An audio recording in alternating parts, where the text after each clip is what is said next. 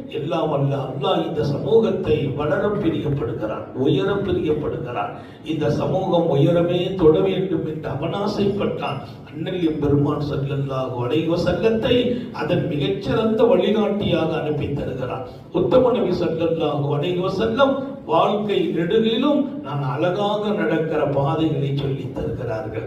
கவலை வேண்டாம் என்றார்கள், அச்சம் வேண்டாம் என்றார்கள், நீ முடங்கி விடாதே என்கிறார்கள். வாழ்க்கையில நடக்கிற சின்னம் சின்னிய அசம்பாவிதங்களால், பொருளாதாரத்தில் சின்னம் சிறிய நெருக்கடி வருவதால், வாழ்க்கையில ஏதாவது ஒரு வகையான கஷ்ட நஷ்டங்கள் வருவதால் நீ ஏன் முடங்குகிறாய்? அதுவெல்லாம் வரும் போகும், ஆனால் வீழ்ந்து விடக்கூடாது.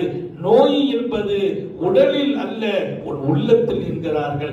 மன வலிமை இருக்குமையானால் 80 வயதிலும் நீயே இளைஞன். வலிமையை இழக்கிறாயா?